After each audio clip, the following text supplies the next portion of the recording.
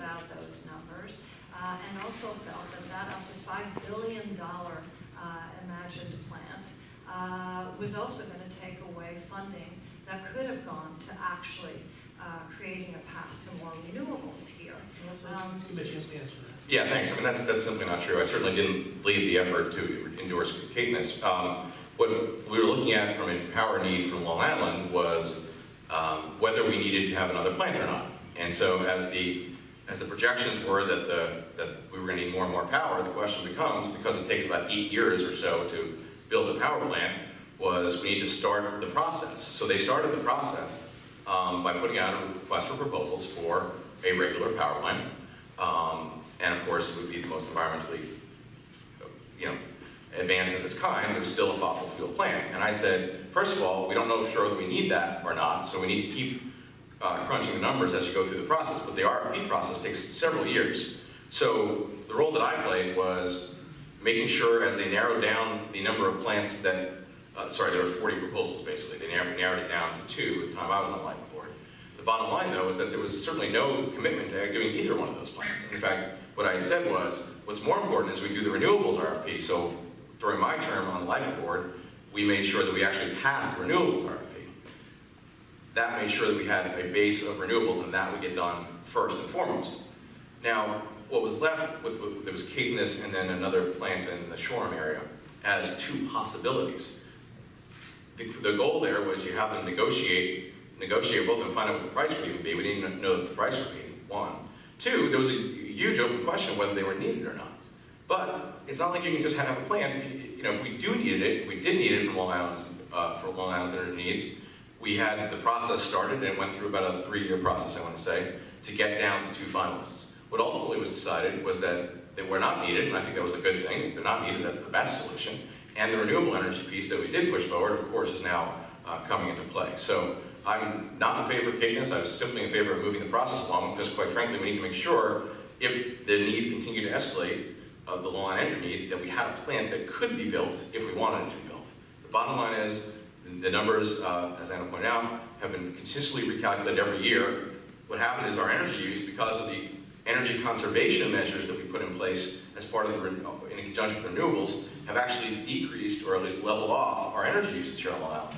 That's a good thing. All of us are doing our share of energy with both renewables as well as energy efficiency, and that has meant that we don't need that plant, which is a victory for all of us. But is it not so, though, that when you were at LIPA, that was the decision that the LIPA board made, was to go forward with Caithness too, and it wasn't until the State Commission came down and took a second look at those numbers and showed those numbers to not be based on real need, and also where that was going to take away from the ability to tap into and grow the ability to tap into renewables. That all happened while you were there. And then the governor came along and put in place the REV, the Reform Energy Vision, which then started looking at how Let me answer. Yeah, no, that's not true. When I was there, it was the narrowing of the process. When I was there, the point was to start negotiating with the 2 power plants, or the 2 proposed power plants, so you could even know what the price was. You couldn't actually decide, even if you needed it, which one you'd want to use until you actually figured out what the price was. So when I was there, we moved to, it was down to 2 finalists. I said throughout that process that we don't even know if we need this, but if we do need it, it's called being ready. And so we had those 2 finalists. Now, once after my term was up and I left the board, the elected board did decide to go forward with one of those. But bottom line is, that was a decision that was made that I think was not correct. But the bottom line is, what we need to do was to be ready to go in one direction or the other. The analysis that was done ultimately by PSEG was that it wasn't needed, and I think that was the right decision, and I think that's good, because at the end of the day, the renewables thing that we pushed forward at the same time has taken off. We have had more solar, and we obviously this proposal is now on wind, which is very exciting, the first offshore wind proposal, hopefully, that will get adopted here on Long Island, as well as geothermal. Let's take the focus back to water quality, which I think is a big element of the environmental issues that are part of this race. What is the House of Representatives, the first district representative, what can you do in that post to actually have an impact on water quality in Suffolk County? Give me some specifics. specifics that you would do as representative? Well, first of all, this is an issue that is a national issue. Let's be really clear on this. There's no question that it is front and center in Suffolk County. It's front and center in New York State. And it is an issue that frankly has implications well beyond the county.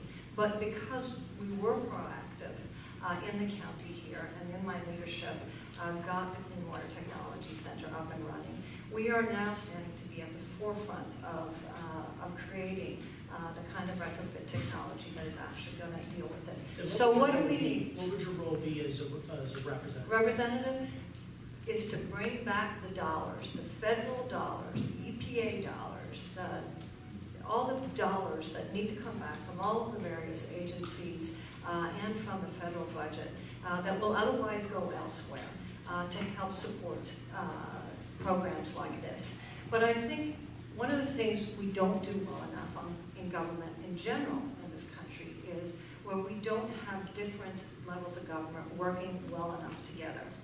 And I think one of the things that needs to be done, and looking at this issue specifically, which is a perfect example of it, where we should have federal, state, county, and local municipalities work together to understand just how big this issue is and how to best combat it. And then so we're not putting good dollars after bad dollars in different areas and overlapping efforts and whatnot. And we started that here in Suffolk County. We started that through the county and with the help of the local municipalities to map out exactly what this issue looks like, what is feeding it, and how do we best combat it. We're clear on that it's not just one set of technologies, it is a menu of technologies. But in Congress, we need to work with the environmental departments. We need to get different layers of government to work together on this and act as a model for the rest of the country. Okay. Mr. Fuller, what specific, the same question, what specifically would you do as in the House of Representatives to advance this agenda? Sure. I mean, I don't think we need more talking about it or working groups. I think there are some good solutions out there. First of all, the Clean Water Revolving Fund has been underfunded for years. What that does is provides funding for clean water projects. That has, under the Republicans in particular, taken a hit. We need to boost that and make sure that we are funding the Clean Water Revolving Fund to allow more funding for water protection projects. The other thing we need to do is look at innovative ways of reducing nitrogen. Certainly technology is a part of that. As Anna said, as I worked with the county, we worked with the towns on identifying where the largest impacts were. And they are generally in places where we have single and separate cesspools that are proximate to the shoreline, where we have in density that's relatively dense areas. The bottom line, though, is I headed the effort by the county to look at financing some of these water quality issues. We have they are expensive, and so the question is, how do you pay for them? The federal government needs to get involved in that and help fund that, because we are not alone here on Long Island of facing serious water quality issues. Cape Cod is another one that's very similar. Other places out west also facing water quality issues just like ours. So there is an opportunity to work with folks, not just here on Long Island, but around the country on this. And there are some innovative ideas out there. For instance, Indiana and Kentucky and Illinois, where they come together to form kind of the Ohio River there, are facing similar issues where they have a lot of nitrogen problems in going into the Ohio River. What we can do is use their pilot project to figure out how do we cap nitrogen in a cap and trade sort of process. We need members of Congress who are willing to go out there and look at good ideas that are working around the country and to bring those nationally. And so that's what I intend to do. May I just add to that? I mean, that was the entire vision for the Clean Water Technology Center. You know, we affectionately call it the Silicon Valley of clean water technology. It was exactly to do that, and that's exactly what the center already does today. It looks throughout the country and actually beyond our borders at what else is being done out there. So we're not reinventing the wheel. We are not spending money that's being spent elsewhere already. We're bringing all of that to one centralized place, and where we are looking at how do we use a little bit of that and think of what's been done here and create a technology menu, because because again, we know that this is a problem that is not going to be resolved by one silver bullet. So that's been done, and that's what we established the Clean Water Technology Center for in New York State. So that will be here in Suffolk County. That said, there isn't a silver bullet. But I think you both agree that I think we know what the major problem is with water quality, especially on the South Fork. It's septic systems that are outdated and pouring nitrogen. Is there any other solution other than helping people to replace and upgrade those systems, provide money to do it? Is that, I mean, that seams like that is the silver bullet to the problem. Well, there's a few things. Certainly that is one of the major contributors. We also know that farm, just regular runoff is a big issue. We have stormwater runoff. When water hits the pavement, runs off with all the contaminants, is a major issue. My effort has been, I've focused on, as chair of the Planning Commission, helping the towns and villages implement green methodologies for stormwater runoff. So we actually eliminate the stormwater runoff in a way that doesn't hardscape, it isn't more concrete, but actually uses environmentally sensitive ways of doing that. We've run 2 different programs for the towns on that. The farming is obviously a major issue. We need to keep reducing our nitrogen usage farming. Lawn fertilizer, another important thing. Right now, on the county level, we limited fertilizer use to just between April and November, but we need to move towards lower nitrogen fertilizer as well, because that's another, just our lawns is a big impact. But I think certainly the single and separate, the cesspools are a major issue and probably the largest contributor. But I would also say, important to all this, and the reason this is coming up now is because of the overdevelopment you've seen on the South Fork. I mean, and as chair of the Planning Commission, I've pushed back against that kind of overdevelopment. And that is one of the biggest reasons why we're seeing a lot of the red tides and brown tides and fish kills and all the things we're seeing here, which we haven't seen in the past. So we need to make sure that we are pushing back against overdevelopment. I think Anna, unfortunately, has been someone who's been supportive of overdevelopment, which is another reason why the environmental voters and the chair of the Environmental Committee for the State Assembly are supporting me. I'd like to ask you, Dave, when you say that, how do you qualify that statement? I mean, here I've preserved over 4,000 acres in my time, said no to 2 PDDs. The town board had never ever said no to PDDs before. Oh yes, there's a long list of PDDs But in this town. there were at least a couple of projects that came into play with Mr. Cologne's commission and the town board. The biggest one being the Tuckahoe Center. And you cast the deciding vote to reject that.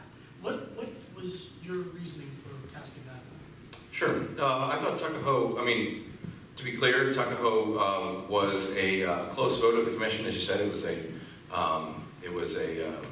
8-7 vote, I believe. But the Tuckahoe Center felt like, based upon conversations with municipalities around here, so there's the village of Southampton, village of Sag Harbor came and said that this would really hurt our downtowns. One of the core roles we play in the Planning Commission is to protect other municipalities against the decisions that the deciding municipality would make. So in other words, so you can't have one municipality hurting other municipalities by their land use decision. And the other thing is, I think, was real concern about traffic and real concern about overdevelopment on a stretch of road that already has seen quite a bit of development. Now, the Southampton representative on the County Planning Commission was vehemently opposed to it, and I supported her position, as I typically do. I support the commission members who are from that area. But in this case, it seemed to me for sure that there was quite a bit of overdevelopment there, and it was in an area where we already have seen a tremendous buildup of traffic. And that's why I didn't support it. It is one vote that you were both involved in. Well, yes and no. The 2 votes for PDDs that I voted for in favor, which by the way were 5-0 votes, which is also somewhat unusual. One was for the affordable housing project at Sandy Hollow Cove, which the Planning Commission voted in favor for as well. And the Canal Canoe Place Inn project, which was a project that preserved a historic landmark, and still today you go drive around in Hampton Bays and people have the Canoe Place Matters bumper stickers on the back of their cars. This was a project that the community wanted and had some economic development. So those are the 2 PDDs that I voted for and the Planning Commission voted for in favor. Let's talk about Tuckahoe, and let's talk about the fact that that had not come to its final product yet before the town board. In other words, we had not come to a final vote on it yet. The planning commission voted against it. But let's talk about all this water that we got up here.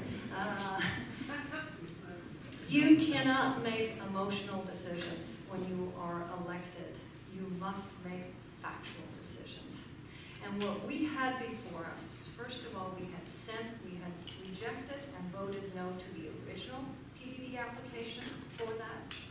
And we had held the feet to the fire of the developer on that one. And what were we looking at? We were looking at a project that was dramatically reduced. From a square footage standpoint, was no larger than the underlying as of right. So in other words, in terms of pure square footage, by denying that application, the developer could go in and build the same square footage as of right, but different use. So that was what was the question. What was a better use of that property? And let me finish. And one of the things that we made sure was looked at here. Was this an appropriate use in terms of the need? So we looked at the radius that was affected by this, a 5-mile radius there, and the buildup that had happened prior to my time on the town board, prior to this application ever coming forward. And how did that translate into the needs expressed through our master plan? One of them is the access to accessible retail. In this case, A supermarket in particular. a supermarket in particular, and our master plan upheld the need for that in the event of build-out of that level, which had already happened. But there's another layer to this, and that is looking at what the transportation studies said here. And the transportation studies, 2 of them, and they agreed on this, was that looking at where people went to shop that lived within this 5-mile radius was either west to Hampton Bays, to the King Cullen there, or the Stop and Shop, or east to Bridgehampton. And the vehicular miles saved on a yearly basis, because this was there, and cars that were already going out onto these corridors to get to these other shopping areas, was actually reduced by over 700,000 vehicular miles a year. You're talking about a couple of things. You're actually reducing the density of traffic, and you are also reducing the carbon footprint by doing But that. Mr. Cohen, you looked at the same studies and concluded differently, correct? Yeah, I mean, we felt that, and the bottom line was that it was kind of crazy to think that a new shopping center would actually reduce the mileage. And there were a lot of questions about that study that I think Councilwoman Bridget Fleming and others raised that really had raised some real questions about that. That, combined with the fact that the highway, the head of highways for Suffolk County said that this road was already an F, and this was a dangerous place where cars were weaving in and out of, off Tuckahoe Road and then heading up north to North Sea, that having more in and out traffic at that location was not appropriate and suitable. And yes, while the square footage could be the same, the use of a supermarket is a lot of in and out traffic, as opposed to, for instance, office space or something that's a less trip generating space. But I think the bottom line here is that, look, I mean, I just got sued by the developer for my vote on this. So, I mean, the developer said that because Anna supported development and I was opposing it, that they're suing us about it. But, so that's what happens when you stand up. Awfully gratuitous. Oh, that's what it said. I'm going to cut there, because I do think this is an important issue. It is getting to the heart of the difference between the two. Campaign finance contribution, Joe. I don't want it to get into a big debate on PDDs. I want to talk about the issues here. So let me tell you this. I approached some of my colleagues at some of the other newspapers on the East End. A lot of great papers, including the East Hampton Star, the Riverhead News Review newspapers, the Sag Harbor Express, the Southampton Independent, and Riverhead Local, the community website, and they provided some questions too. One of them is about agriculture, and you touched on it briefly, Mr. Cohen. And the point is that agriculture remains a key aspect of the East End's economy, even though it's been in decline. It's a profession, but it's also an economic driver for tourism, with the farm stands and all the fresh vegetables and fruits. What can you do at the federal level as the representative of the First District to ensure that this agricultural way of life that really established the East End can continue into the future? Sure, that's a great question.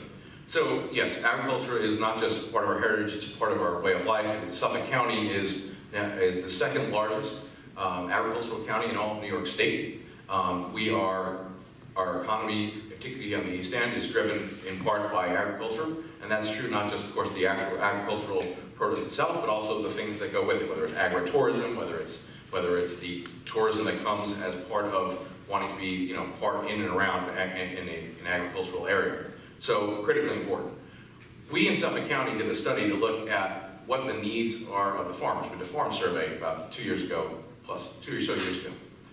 We found that while we as a region had done a good job of preserving farmland, the age of our farmers was increasing, and we needed to get more younger farmers, the next generation of farmers, into the field.